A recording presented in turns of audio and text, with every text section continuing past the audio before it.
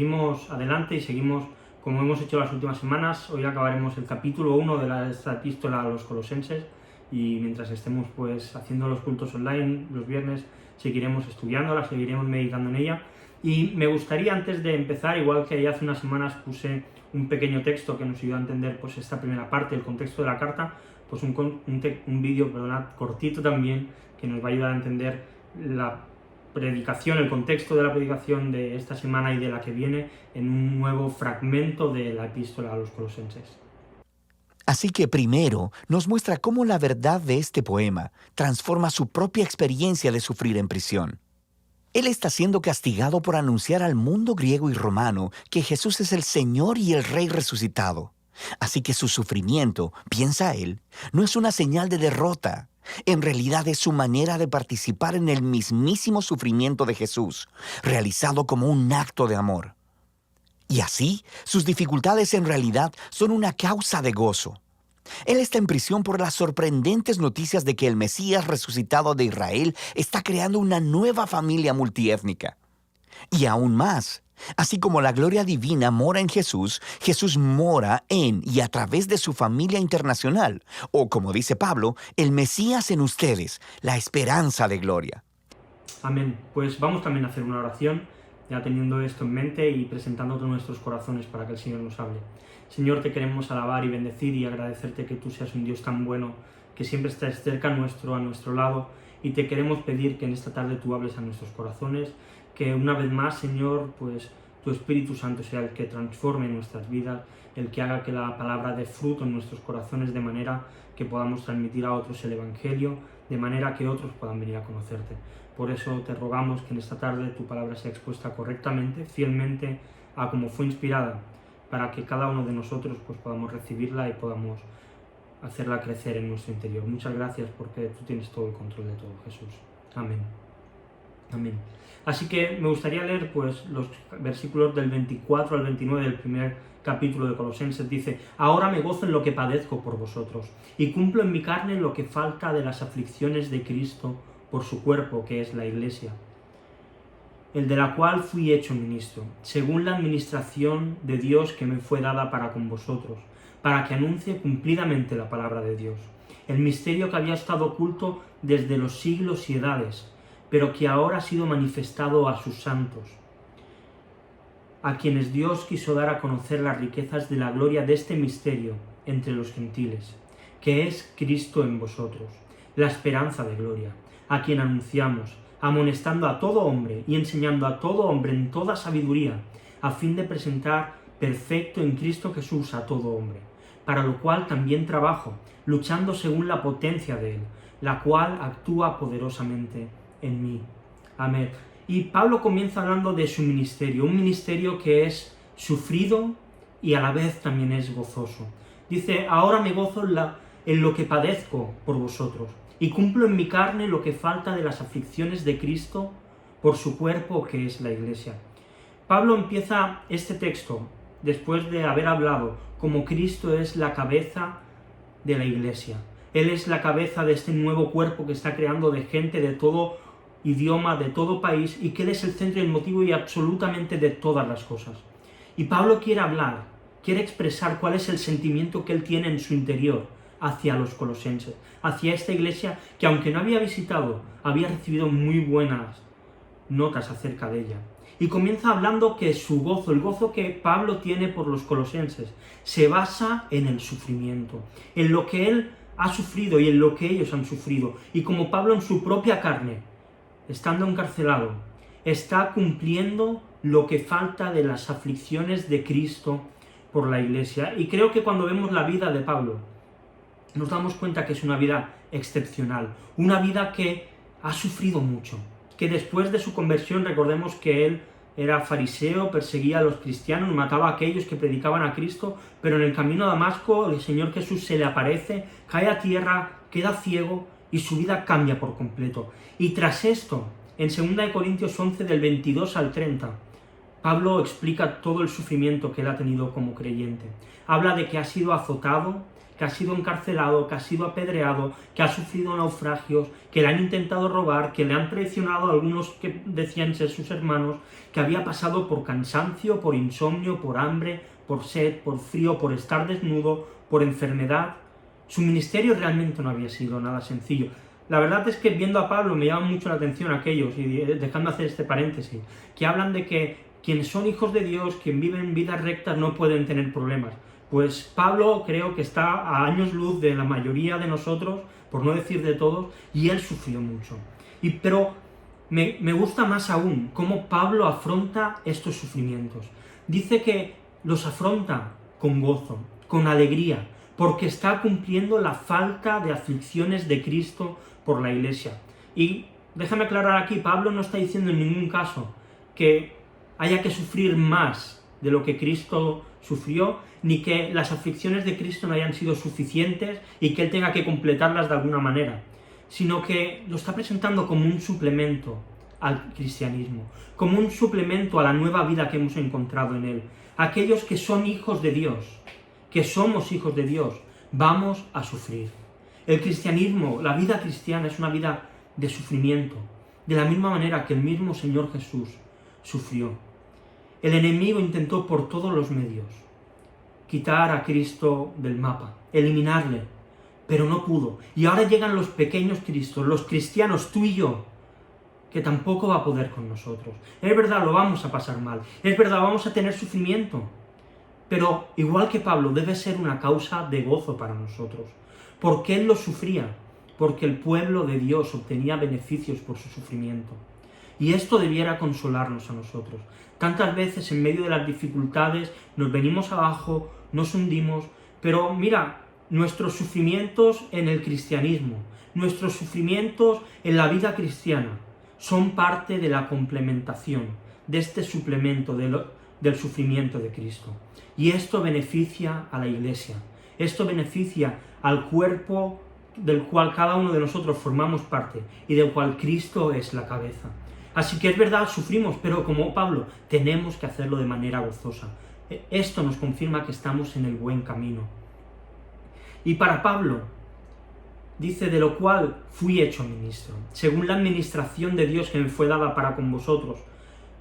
Para la Iglesia, Pablo fue hecho siervo, y como él indica, fue dado con una administración perfecta y para el beneficio de los colosenses. La verdad es que cuando pensaba en esto, meditaba en cómo era esta iglesia de Colosas. Hemos hablado mucho de ella, pero sabemos que era una iglesia joven, que era una iglesia pues de recién convertidos y que se encontraba en un ambiente muy hostil. Por un lado, una sociedad pagana que quería arrastrarles a los antiguos cultos, a los antiguos dioses, y que intentaban hacerles volver a vivir de una manera pecaminosa, de una manera incorrecta, de cosas que ellos ya habían dejado atrás. Pero por otro lado, también había un grupo de judíos que estaban intentando que estos recién convertidos se fuesen hacia la ley, se fuesen a la circuncisión. Y Pablo más adelante, en el capítulo 2, les va a advertir de ambas situaciones. Les va a decir, cuidado con estos dos grupos, no os dejéis llevar por ellos.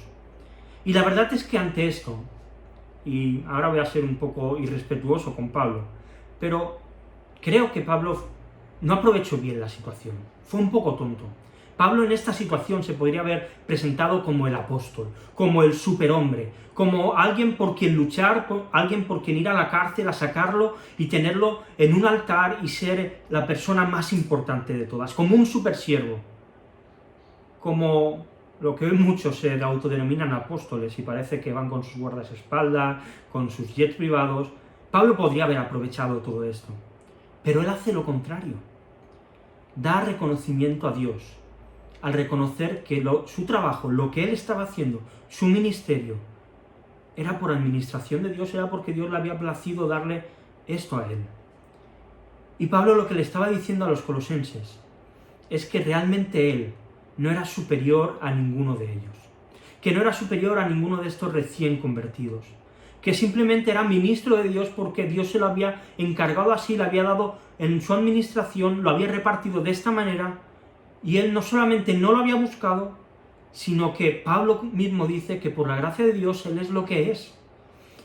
Y creo que esto choca mucho con los que os citaba antes, con aquellos que parece que andan por encima, a 2 palmos del suelo, que cuando hablas con ellos son inaccesibles. No, mira, esto no es así.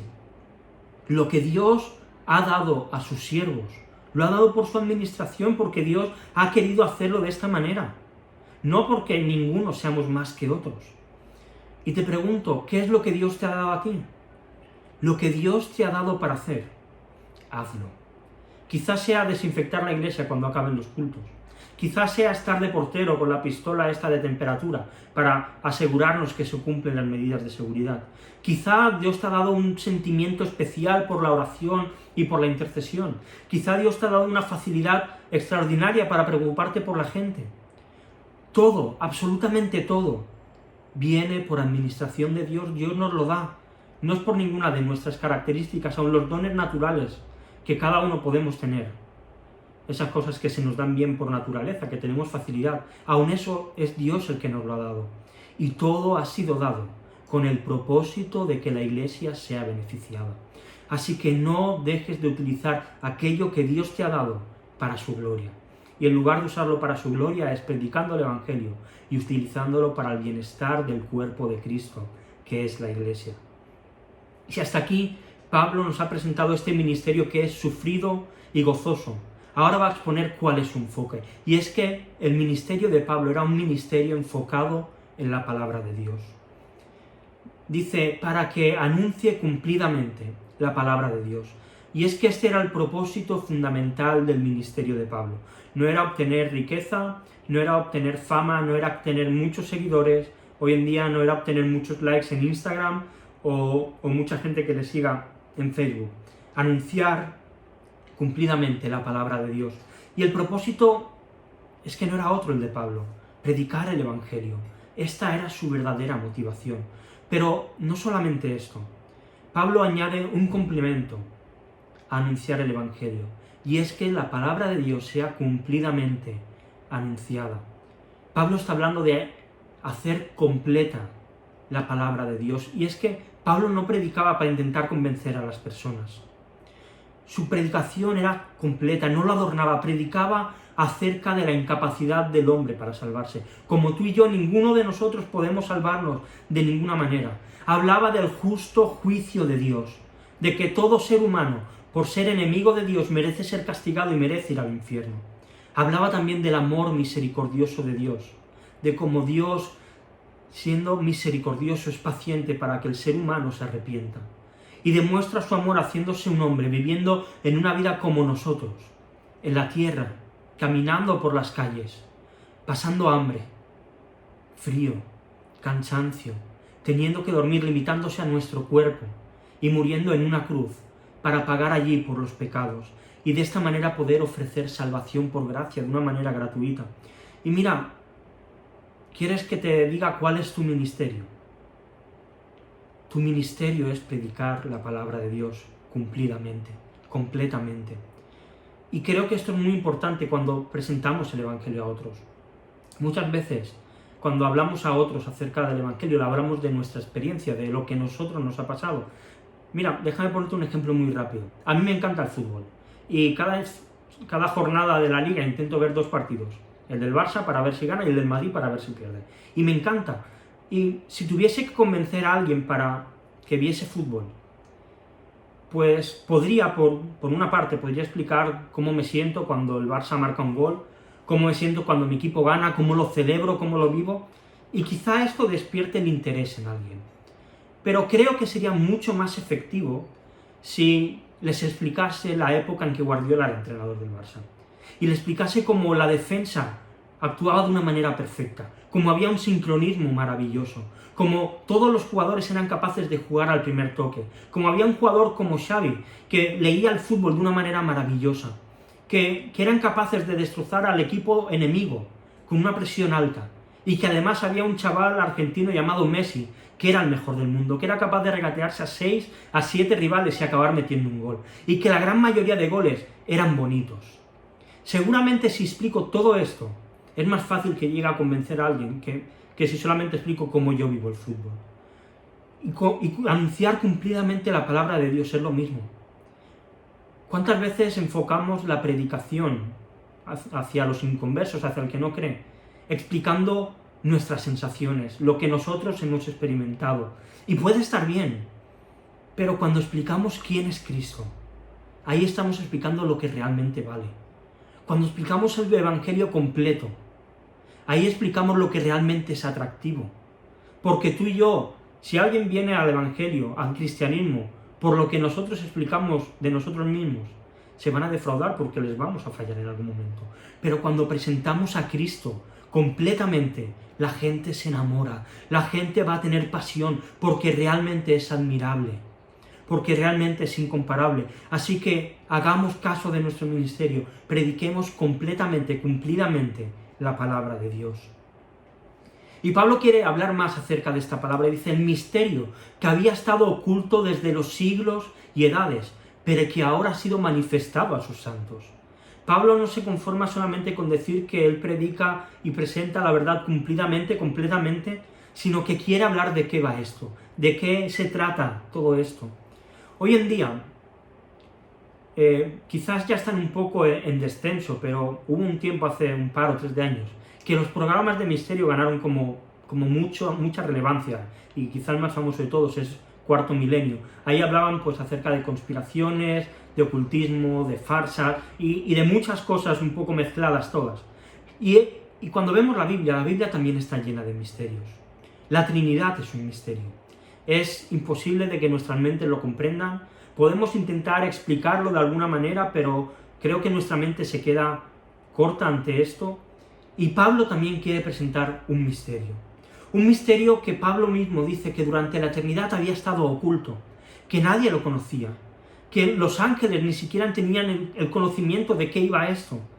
Y Pablo en Efesios 3, del 1 al 7, y permitidme leerlo, aunque sea un poquito largo, dice, por esta causa yo, Pablo, prisionero de Cristo Jesús por vosotros los gentiles, si es que habéis oído de la administración de la gracia de Dios que me fue dada para con vosotros, que por revelación me fue declarado el misterio, como antes lo he escrito brevemente, leyendo lo cual podéis entender cuál sea mi conocimiento del misterio de Cristo. Vemos que ella añade a Cristo en el misterio.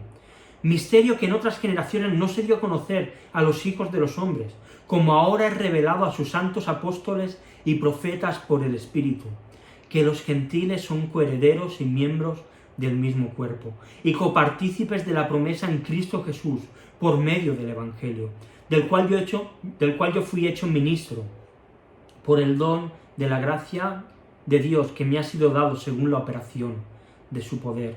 Y es que este misterio, que ha sido oculto por los siglos, que ha sido ahora abierto para los gentiles, dice el mismo Jesús en Marcos 4, del 11 al 12, y les dijo, a vosotros os es dado saber el misterio del reino de Dios, mas a los que están fuera, por parábolas todas las cosas, para que viendo, vean y no perciban, y oyendo, oigan y no entiendan, para que no se conviertan y les sean perdonados sus pecados. Y dice Pablo en 1 Corintios 1:18, porque la palabra de la cruz es locura a los que se pierden, pero a los que se salvan, esto es a nosotros, es poder de Dios. Y hoy en día este misterio sigue oculto para muchas personas. Para muchos sigue siendo una locura el Evangelio, incomprensible. Y es que, aunque no entendemos, este misterio no ha sido revelado a todos, únicamente para los santos, para quienes Dios ha llamado, justificado y santificado. Y esto trae una evidencia muy clara. Ningún hombre ni mujer se puede salvar a sí mismo. Y este misterio que nos ha sido manifestado a nosotros, que hemos visto y entendido, tenemos que explicárselo a otros, para que vean, para que crean, para que entiendan. Y sí, quizá nos encontremos oposición, pero es una oposición que tiene que producir gozo en nosotros, como pasaba a Pablo, un ministerio gozoso. Y también Pablo añade, a quienes Dios, hablando de los gentiles, quiso dar a conocer las riquezas de la gloria de este misterio entre los gentiles. Y esto nos ayuda a comprender un poquito al menos la gracia de Dios. Dios mostró el misterio del Evangelio a quien Él quiso, a quien le dio la gana, a los gentiles. Y así es como comprendemos las riquezas de gloria a los gentiles, porque así ha sido con cada uno de nosotros. Dios ha querido por su libre gracia y por su gracia voluntaria que hayamos entendido las riquezas de gloria del Evangelio y que hoy podamos disfrutar de todos los beneficios. Herederos, hijos de Dios, una nueva nación, linaje escogido, nación santa para que anunciemos las virtudes de aquel que nos ha llamado de las tinieblas a su luz admirable. Esto es maravilloso, es increíble. Así que Pablo tiene un ministerio enfocado en la palabra de Dios, en presentarla cumplidamente. Y esto nos lleva a la tercera idea. ¿Cuál era el contenido de este ministerio de Pablo? Nos ha hablado de su origen, de que era y del carácter de su ministerio, un ministerio gozoso y sufrido. Nos ha hablado de su propósito de presentar el Evangelio y ahora va a presentarnos el mensaje que él transmite, el contenido del ministerio de Pablo. Y dice que es Cristo en vosotros, la esperanza de gloria, a quien anunciamos. Si hay algo que me gusta mucho de cómo Pablo presenta todas sus cartas, es que él nunca se presenta como un gran cristiano, sí que en algunos casos se presenta como un ejemplo a seguir, como vemos en 1 Corintios, pero nunca se presenta como alguien que está por un nivel espiritual superior, sino más bien todo lo contrario. Sus cartas denotan humildad, hasta el punto de presentarse como el mayor de los pecadores, como un abortivo entre los apóstoles.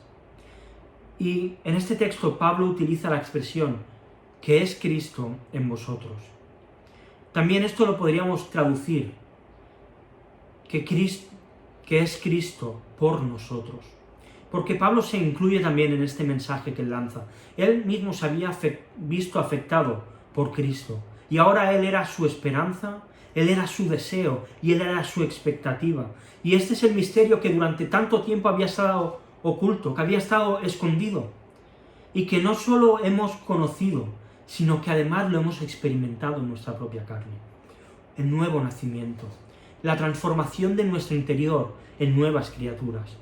Personas que ya no vivimos según nuestros deseos, que no vivimos según nuestras motivaciones, sino que nuestro deseo es el deseo de Cristo.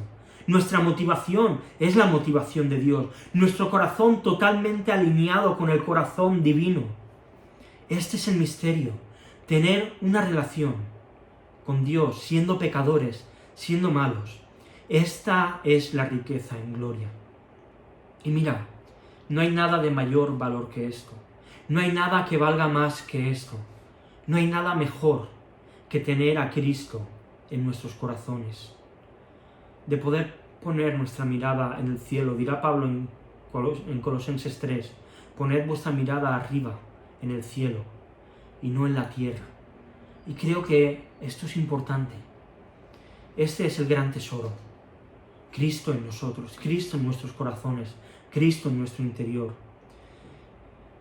Y Pablo se encarga de presentar a Cristo y dice, amonestando a todo hombre y enseñando a todo hombre en toda sabiduría, es decir, de cualquier tipo de nivel, a fin de presentar perfecto en Cristo Jesús a todo hombre. Y el contenido de Pablo, de su mensaje, de este anuncio, lo podemos ver en dos partes. Primero habla de sus destinatarios y nos da algunos datos, nos dice que es a todo hombre y a toda sabiduría. Y esto nos está lanzando una realidad de que Dios realmente no hace acepción de personas. Que Dios está accesible para los ricos y para los pobres.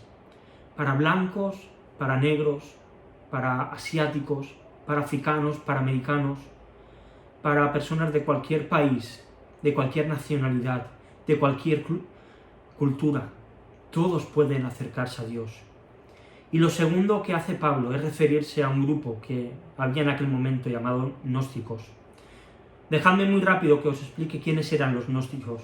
Era un movimiento filosófico y religioso que se coló dentro de la Iglesia y que realmente fue declarado como una herejía.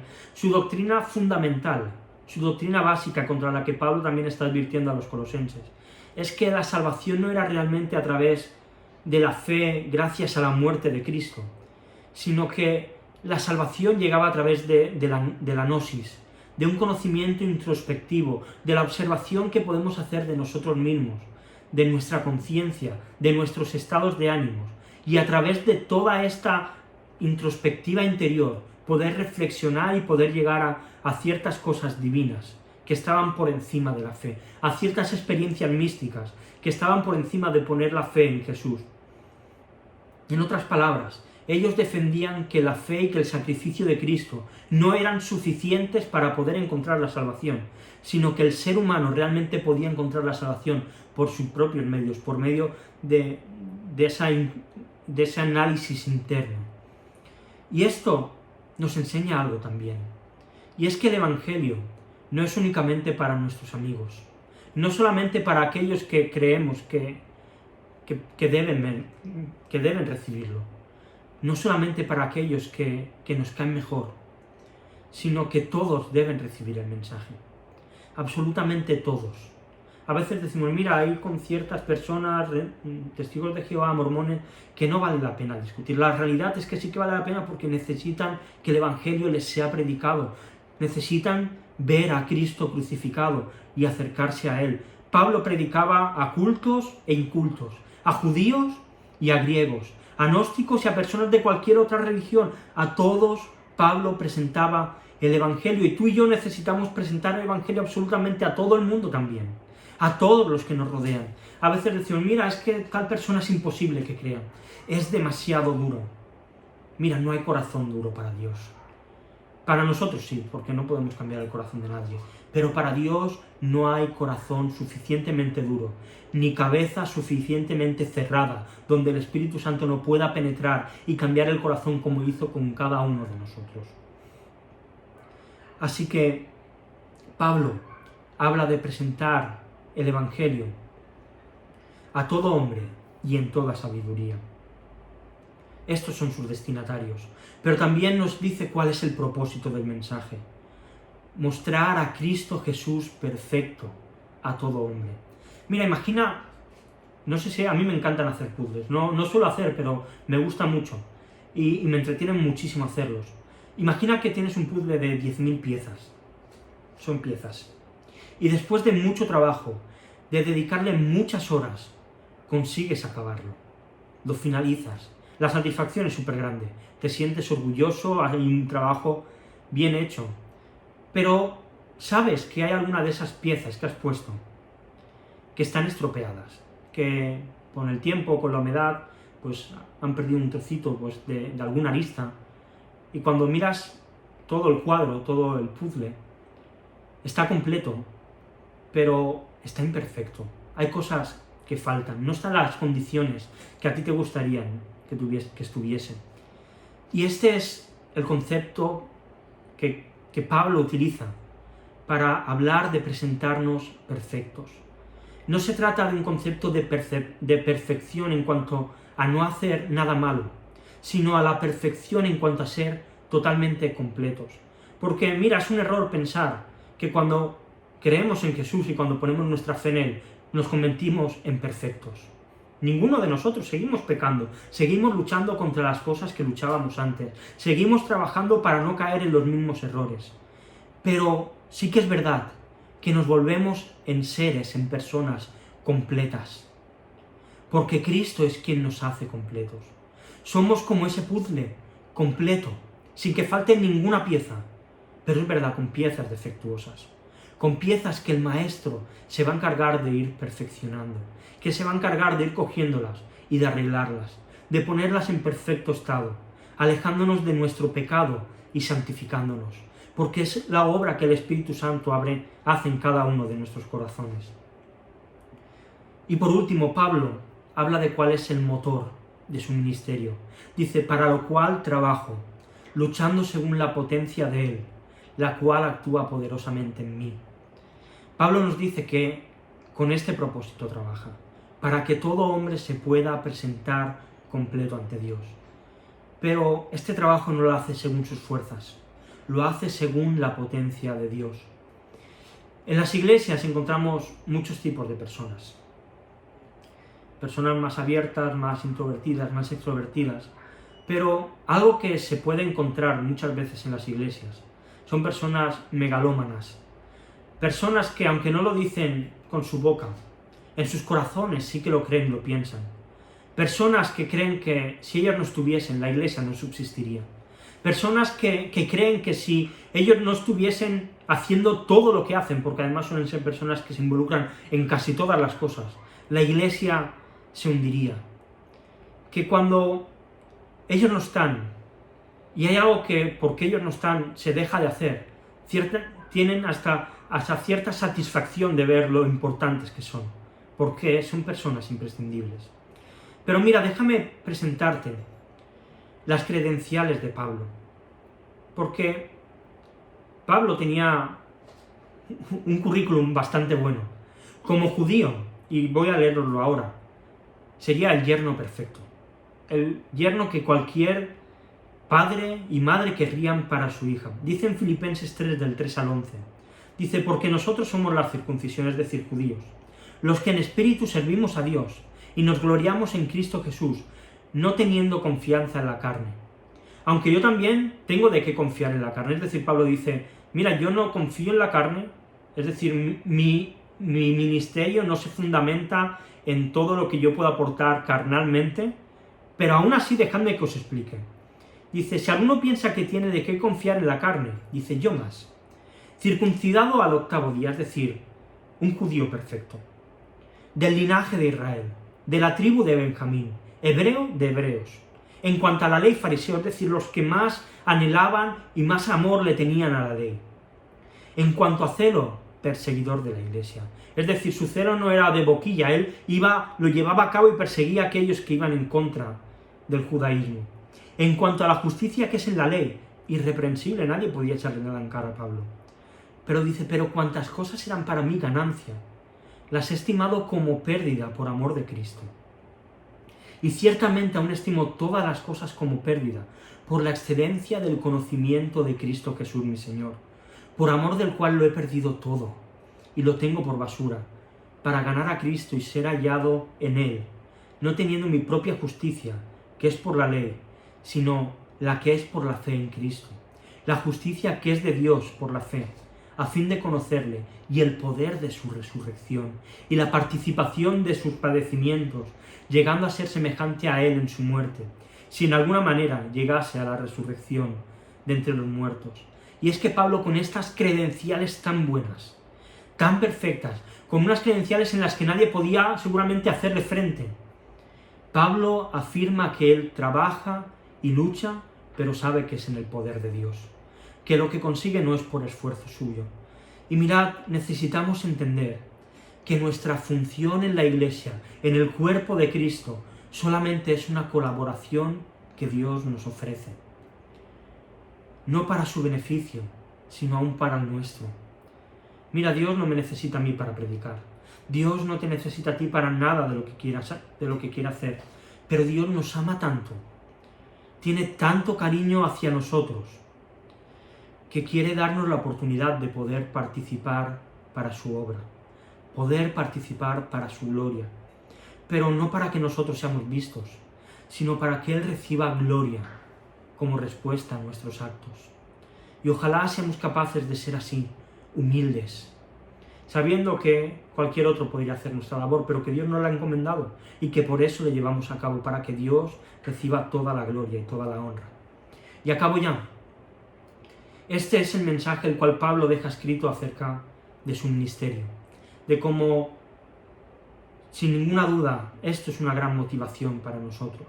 Su vida se centraba exclusivamente en Cristo, en aquel que ha creado todo lo que existe, en el cual es la cabeza del cuerpo, que es la iglesia, y absolutamente todo lo que Pablo hacía o vivía se fundamentaba en compartir el evangelio entre los gentiles, en presentar el misterio.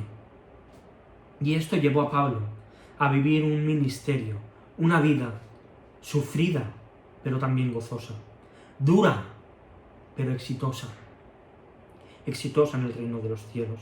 Y creo que leer esto tiene que servirnos como un chut de adrenalina, de ganas, de ánimo para predicar el evangelio.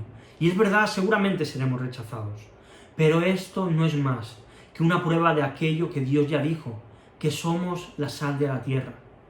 Mira, no sé si alguna vez has cogido una cuchara sopera, bien grande, la has llenado de sal y te la has metido en la boca. Seguramente no la hayas hecho, si eres un poco inteligente no lo hayas hecho.